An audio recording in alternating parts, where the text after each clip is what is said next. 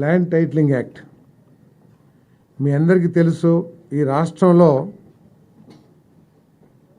ఈ land titling act అనగానే భూ యజమానులు అందరూ కూడా ఉలికిపాటుకి గురయ్యారు. పిడుగుపడ్డట్టు భయపడిపోయారు, భయాందోళనకు గురయ్యారు.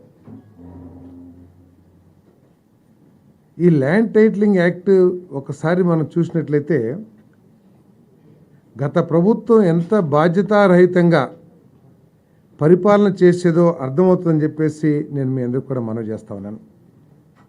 ఎందుకంటే ఈ ల్యాండ్ టైటిలింగ్ యాక్ట్ యొక్క ఉద్దేశం దేశంలో కానీ రాష్ట్రాల్లో కానీ ఈ భూములకు సంబంధించిన లిటిగేషన్స్ తగ్గించాలనే ఒక లక్ష్యంతో ఈ చట్టాన్ని తీసుకురావాలని ఆలోచన చేసింది కేంద్ర ప్రభుత్వం.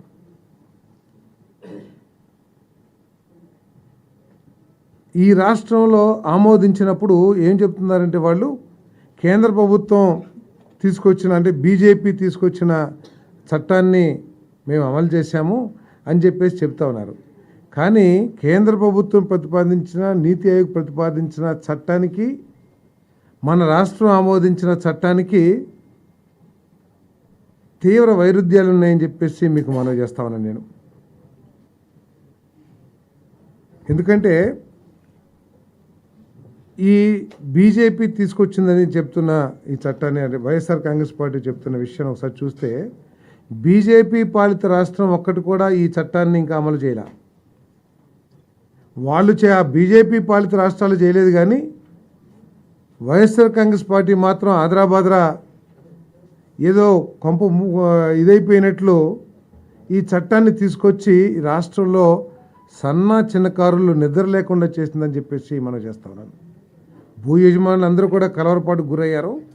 కానీ సన్న చిన్నకారు రైతులు ఎవరైతే ఉంటారో వాళ్ళు కంటి మీద కునుకు లేకుండా బాధలు పడ్డారని చెప్పేసి కూడా మీ దృష్టికి తీసుకొస్తా ఉన్నాను నేను.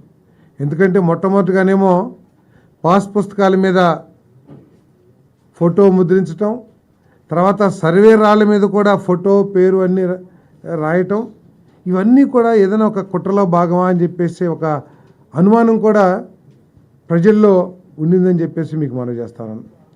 ఇదంతా కూడా స్వార్థంతో, అంటే లిటిగేషన్స్ పెంచేసి దీని ద్వారా ఏమైనా లబ్ధి చెందాలని ఆలోచన ఉందేమో అని కూడా ప్రజలు ఆలోచిస్తున్నారు. ఎందుకంటే బాధ్యతారహితంగా రిజిస్ట్రేషన్, టైటిల్ రిజిస్ట్రేషన్ ఆఫీసర్ అని చెప్పేసి చెప్పారు ఈ చట్టంలో.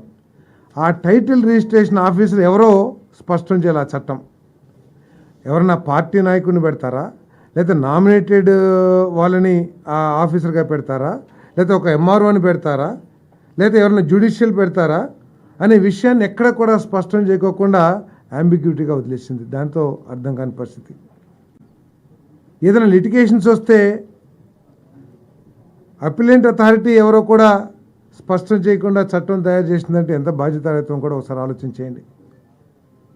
ఈ సివిల్ కోర్ట్స్ ఏదైతే ఉంటాయో, జిల్లా లేకపోతే ఇంకా తాలూకా కోర్టులు ఏదైతే ఉంటాయో వాటికి ఎవరికి కూడా జ్యూరిస్డిక్షన్ ఇవ్వకుండా నేరుగా హైకోర్టుకే జ్యూరిస్డిక్షన్ ఇచ్చిందంటే పేదవాడు, కొంత భూమి ఉన్న పేదవాడు కానీ, లేకపోతే ఒక 20 సెంటో లేకపోతే ఎకరం ఉన్న భూమి ఉన్న పేదవాడు అతను హైకోర్టు లాయర్కి ఫీజులు ఇచ్చి హైకోర్టుకి వెళ్ళగలడా? అంటే ఏ ఉద్దేశంతో సివిల్ కోర్ట్స్, అది పేరే సివిల్ కోర్ట్స్, సివిల్ మ్యాటర్స్ హైకోర్టుకి వెళ్ళినా కూడా ముందు మీరు సివిల్ కోర్టుకి వెళ్ళండి అని చెప్పేసి ఉత్తర్వులు ఇస్తారు హైకోర్టు కూడా. అటువంటి సివిల్ కోర్ట్స్ని తీసేసేయాల్సిన అవసరం వచ్చిందో కూడా ఇక్కడ అర్థం కాని పరిస్థితి. ఇటువంటి భయాందోళన పరిస్థితుల్లో, ఎందుకంటే మనకి ఒక ఎస్టాబ్లిష్మెంట్ రెవెన్యూ లాస్ ఉన్నాయి మన రాష్ట్రంలో మొట్టమొదటి నుంచి కూడా.